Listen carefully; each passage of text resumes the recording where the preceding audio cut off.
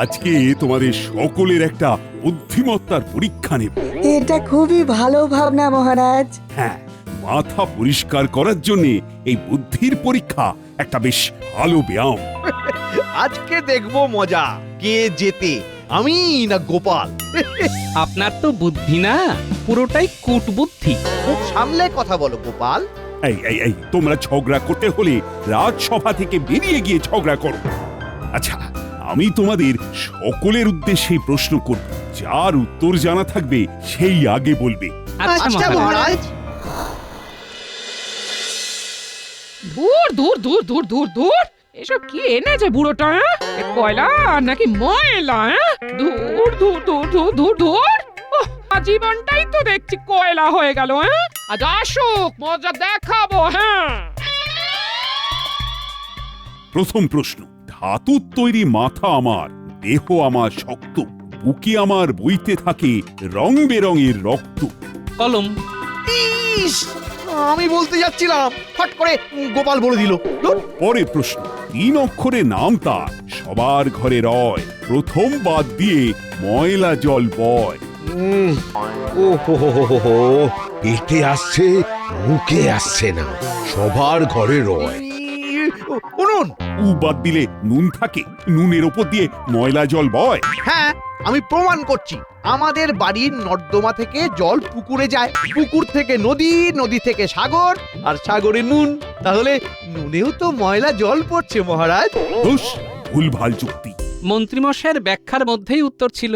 এই প্রশ্নের উত্তর হবে জানালা। সবার ঘরে জানালা থাকে, আর যা বাদ দিলে নালা, নালা দিয়ে ময়লা জল বইতে থাকে। দূর দূর। শেষ প্রশ্ন, ঘরের মধ্যে ঘর, তার বাইরে গান গায়, করে মৃদুস্বর। এই মাটি করেছে। আমি তো গ্রহ নক্ষত্রের এত ঘর ছক বানাই, কিন্তু তার বাইরে গান গাওয়া কোথা থেকে পাবো? এটার উত্তর হবে মশারি। ঘরের মধ্যে ঘর মানে ছোট একটা ঘর, মশারিকে একটা ছোট ঘরের মতন দেখতে, আর তার বাইরে মশা মৃদু স্বরে গান করে মানে ভন ভন করে। সাবাস, দারুণ উত্তর। প্রত্যেকটা উত্তর গোপাল তুমি সঠিক দিয়েছ। এই নাও গোপাল, এই মুক্তোর মালা তোমার উপহার। এদিকে এসো।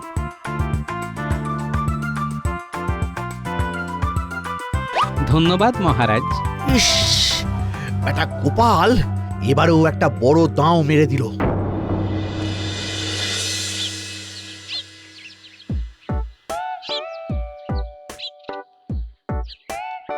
গিন্নি, কই গো, কোথায় গেলে? আজকে হাঁড়ি চড়েনি।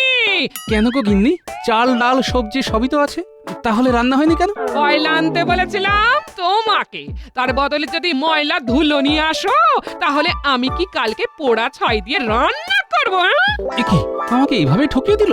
ঠিক আছে, আমি এক্ষুনি পুঁটিদের বাড়ি থেকে কিছু কয়লা নিয়ে আসছি। আর হ্যাঁ, এই দেখো তোমার জন্য কি এনেছি।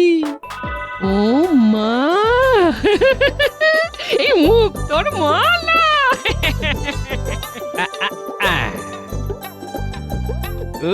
আমাকে এখন যা দেখতে লাগছে না।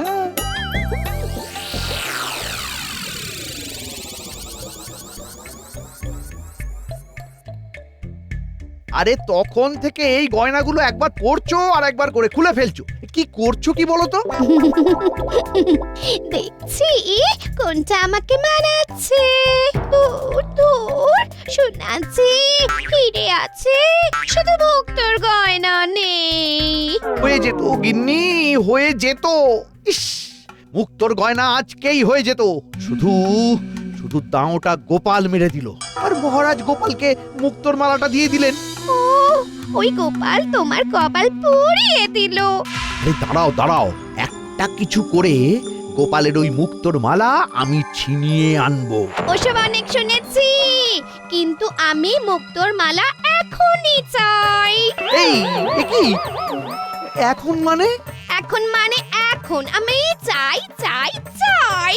এখন আমার কাছে পয়সা কড়ি নেই, মাইনে পাই কিনে দেবো। ওইসব কথা শুনতে চাই না। আরে তাছাড়া আরেকটা কারণও আছে। তোমার প্রিয় ওই যদু শেখনার বাড়ি এইখান থেকে অনেক দূর গিন্নি। তার উপর ওর বাড়ি যেতে হলে পথে একটা বাঁশবাগানের জঙ্গল পড়ে। তাতে কি? আরে গিন্নি, সেই রাস্তাটা ভুতুড়ে। দিনের বেলাতেও ভূতের ভয়ে লোকজন যাতায়াত করে না, আর এই রাতে আমি অত দূর গিয়ে ভূতের হাতে মরতে যাব? হ্যাঁ, একদম এসে বাহানা দেবেন না, এক্ষুনি যাও বলছি। ওরে বাবা রে, এখন আমি কি করি? বউ না শাকের পড়া?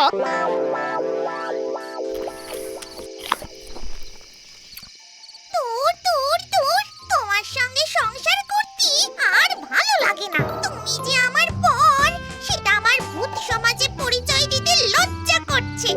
কেন আমি আবার কি করলাম? দিব্যি তো দুজনে মিলে খাচ্ছি দাচ্ছি ঘুরে বেড়াচ্ছি। জীবনে নেই চাপ, না কোনো দৌড়ঝাঁপ। তোমার নিজের মুখখানা দেখেছ?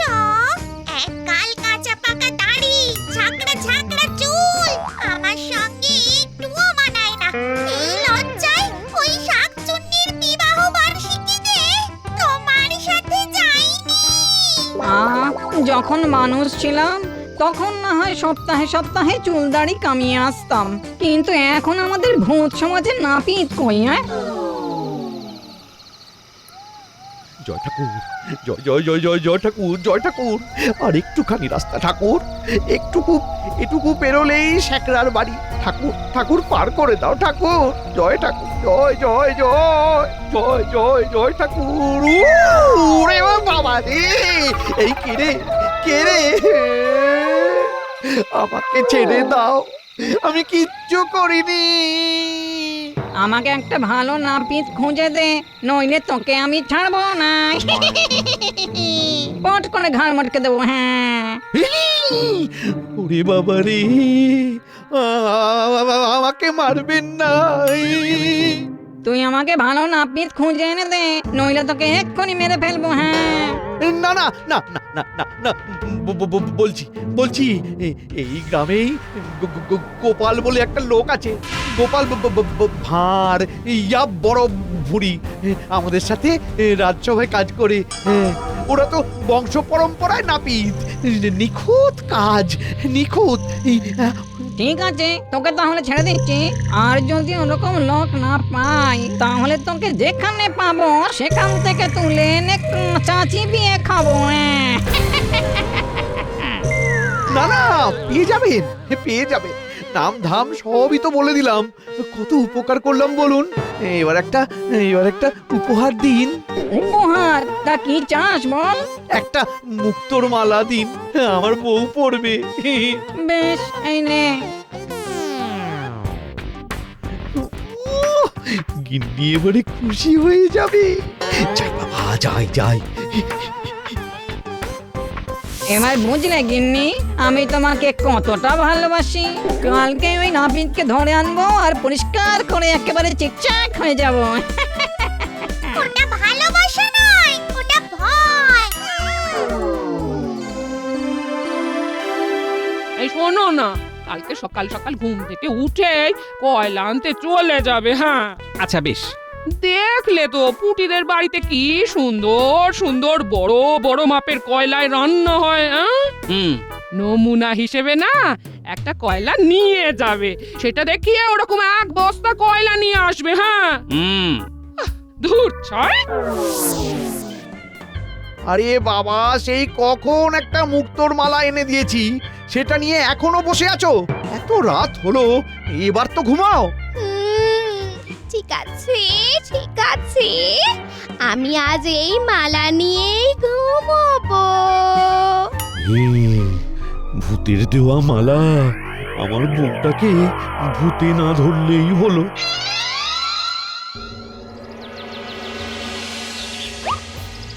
উফ, সকাল সকাল এখন কয়লা আনতে যেতে হবে। কুমোরের পোটলাতে নমুনা কয়লা নিয়ে নিয়েছি, এখন গেলেই হলো।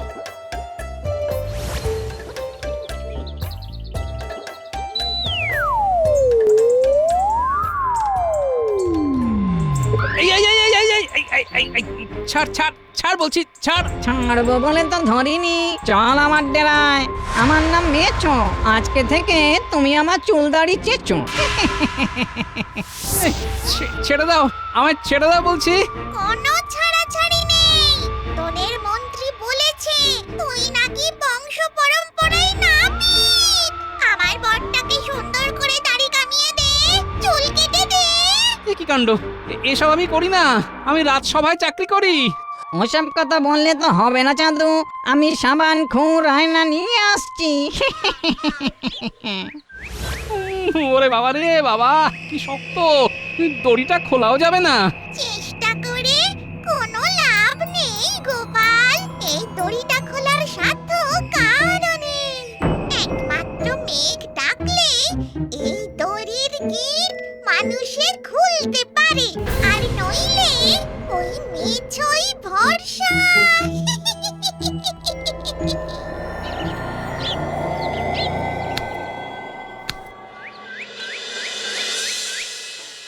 এই দেখেছো মানুষটার এতটুকু কাণ্ড জ্ঞান নেই গো। আমি সকাল থেকে কুটনো কুটে বসে আছি, এখনো কয়লা এলো না। আমার তো জীবনটাই কয়লা হয়ে গেল। ওহ, আজকে কি কাঁচাকেই থাকতে হবে?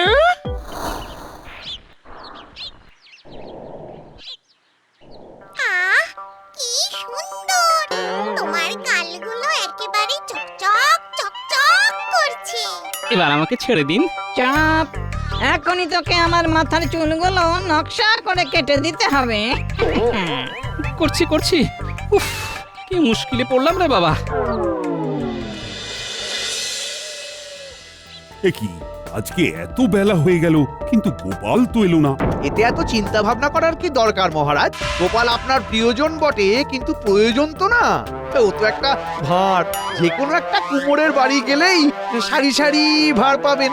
আহ, চুপ করো তো। প্রহরী, প্রহরী! বলুন মহারাজ। এক্ষুনি গোপালের খোঁজ না। এরকম না বলে কামাই করা আমি একদম পছন্দ করি না।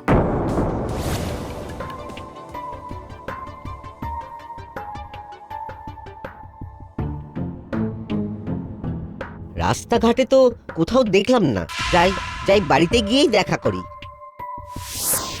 গিন্নিমা, ও গিন্নিমা! মহারাজ আমাকে গোপালের খোঁজ নিতে পাঠালেন।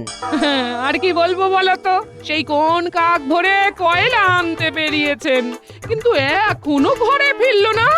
আমার এখনো রান্না হয়নি। হ্যাঁ, সে কি গিন্নিমা, আমি বরং আপনাকে কিছু জ্বালা নিয়ে এনে দিচ্ছি, তারপর দেখছি গোপাল কোথায় গেল। ওহ, কি কাল হলো বলো তো, আমার সাথে তো তেমন ঝগড়া ঝাঁটিও হয়নি। অভিমান করে চলে গেলেন না তো? এ জানে বাবা। ওহ, দেখছি দেখছি।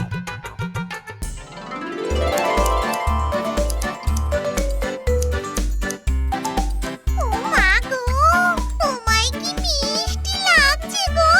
এই গোপালের হাতের কাজ তো খুব সুন্দর। বলছো? হ্যাঁ গো, আমি আবার তোমায় নতুন করে ভালোবেসে ফেলেছি গো। আরে কি মুশকিল, আমাকে তো এবার ছেড়ে দিন। না, প্রথমে ভেবেছিলাম ছেড়ে দেব, কিন্তু এখন তো আর ছাড়া যাবে না। কি মুশকিল? আরে আমার তো খুব খিদে পেয়েছে। ও, এই ব্যাপার, দাঁড়া, খাবার।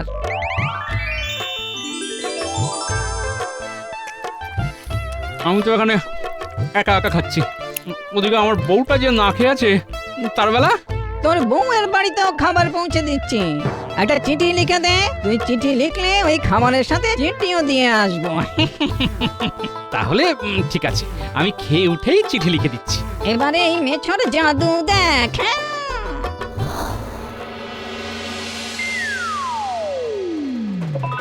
কি? এটা কি? এ তো খাবার। চিঠি উড়ে উড়ে আমার কাছে চলে এলো।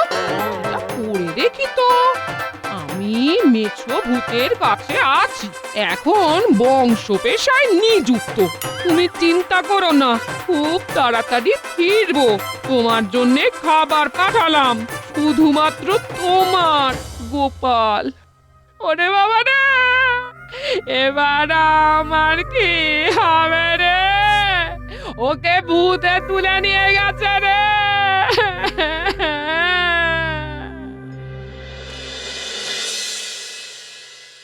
ও হো হো হো, মহারাজ, আমাদের তো পেটে ইঁদুর দৌড়চ্ছে। আজকে কি আমরা গোপালের জন্য অপেক্ষাই করে যাব? রাজসভা কি ছুটি হবে না? একটু আগে প্রহরী এসে তো বলেই গেল যে গোপাল বাড়ি ফেরেনি। এবার আমাদের কর্তব্য এখন গোপালকে খুঁজে বের করা। বাবা, তোমরা সবাই খেয়ে দিয়ে রাজবাড়ির মাঠে চলে এসো। তারপরে আমরা সবাই মিলে বেশ কিছু দলে ভেঙে আলাদা আলাদা ভাবে খুঁজব। আচ্ছা মহারাজ। আদিক্ষেতা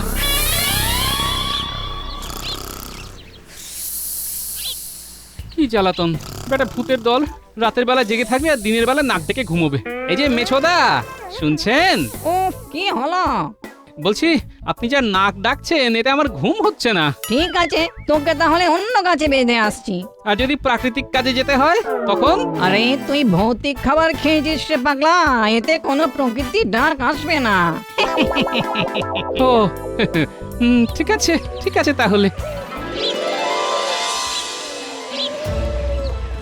এত খোঁজাখুঁজি করলাম, কিন্তু গোপালকে তো দেখতে পেলাম না। কারো বাড়িতেও তো যায়নি। গোপাল তো এতটাও দায়িত্বজ্ঞানহীন না যে এভাবে না বলে দুম করে চলে যাবে। চলুন মহারাজ, চলুন, আপনি বরং ফিরে চলুন আর একজনকে বলে দিন ঢেড়া পিটিয়ে বলতে যে গোপাল নিখোঁজ। কোথাও যখন পাওয়া গেল না, তখন আর অপেক্ষা করা ছাড়া কি হবে? হ্যাঁ মহারাজ, চলুন, আমরা বরং ফিরে যাই। গোপাল তো আর শিশু না যে কেউ হাত ধরে নিয়ে চলে যাবে। ইচ্ছে হলে ঠিক ঘরের ছেলে আবার ঘরে চলে আসবে। ঠিক আছে, চলো আজকে তাহলে ফিরে যাই। সেনাপতি, বলুন মহারাজ। কয়েকজন প্রহরীকে নিয়ে চারিদিকে খোঁজ করতে পাঠিয়ে দাও। গোপালকে আমার চাই। আচ্ছা মহারাজ। আদিক্ষেতা, বেটাকে ভূতে ধরে নিয়ে গেছে, মানুষে খুঁজে পাবে না।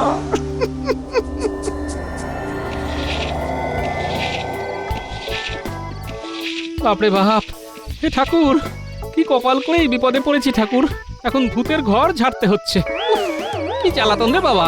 বেশি ফ্যাচ ফ্যাচ না করে যে কাজটা দেওয়া হয়েছে সেটা কর দেখিনি। বলছি, আমি যে আপনারা তো উপকার করছি, কিন্তু আপনি তো আমার কোনো উপকার করলেন না। ভূতেরা এতটা অকৃতজ্ঞ হয় সেটা আগে জানতাম না। কি বলতে চাইছিস কি? এই যে পেতনি দিদিমণি, আমি আপনার স্বামীর এত বড় উপকার করলাম, কিন্তু আপনার স্বামী তো আমার কোনো উপকার করলো না। কি উপকার চাস সেটা তো বল। আমি যা চাইবো তাই পাবো। হ্যাঁ তাই পাবি, শুধু মুক্তি পাবি না। আর যদি আমার চাহিদা আপনি পূরণ করতে না পারেন তখন? তাহলে তোকে মুক্তি দিয়ে দেবো। বেশ বেশ বেশ, তাহলে একটা কাজ করুন। হ্যাঁ, এই কয়লাটার কালি আমার পছন্দ না। এটার থেকে না কালি তুলে দিন, যাতে আর একটু কালি না থাকে। ও এই ব্যাপার, দে এক্ষুনি সাবান জলে ধুয়ে কালি পরিষ্কার করে দিচ্ছি।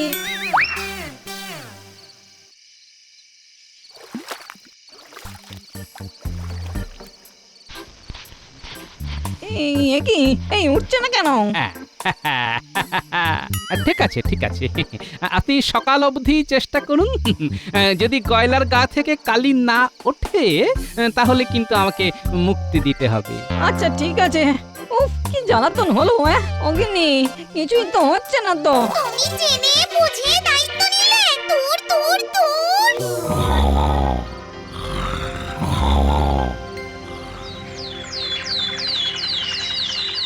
কি রে, সকাল হয়ে গেল। ওরে বাবারে, সকাল হয়ে গেল। ওই মেছো মশাই, কাজটা হলো না। তাহলে কথা মতো এবার আমার মুক্তি। কি আর করা যাবে, দূর দূর। যাও, বা একটা নাপিত পেলাম, তাও ছেড়ে দিতে হচ্ছে।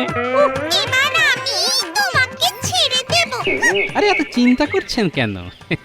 আমি না হয় মাঝে মধ্যে এসে আপনার চুল দাড়ি কেটে দিয়ে যাব। সত্যি? হ্যাঁ, কিন্তু তার বদলে আমার এই দড়িটা চাই। হ্যাঁ, নিয়ে যা নিয়ে যা। এই দড়ি দিয়ে যাই বাঁধিস না কেন, মেঘ না ডাকলে দড়ির ফাঁস খুলবে না। হ্যাঁ হ্যাঁ, ঠিক আছে ঠিক আছে। তাহলে আমি আসি মেছোদা। হ্যাঁ, আয়।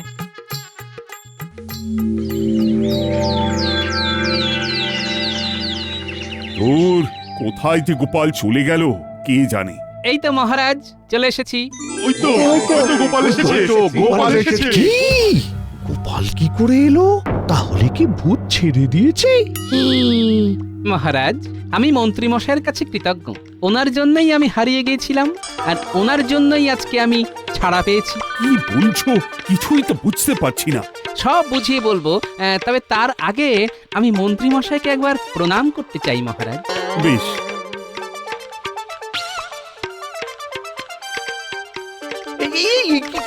কি করছো? কি করছো কি তুমি? গোপাল কি করছো? ব্যাস হয়ে গেল, ভূতের দড়ি বেঁধে দিলাম। এবার কারো সাধ্যি নেই এই দড়ি খোলার। এই হচ্ছে গোপাল। মন্ত্রীর দড়ি খুলে দাও। না না মহারাজ, মেঘ না ডাকলে এই দড়ি খোলা যাবে না। মন্ত্রী মশাইয়ের কথা শুনে পশ্চিমের জঙ্গলের মেছো ভূত গতকাল সকালে আমাকে ধরে নিয়ে যায়। ছি ছি মন্ত্রী, তোমার মনে এত পাপ, তুমি এরকম ভূতের দড়িতে বাঁধাই থাকো।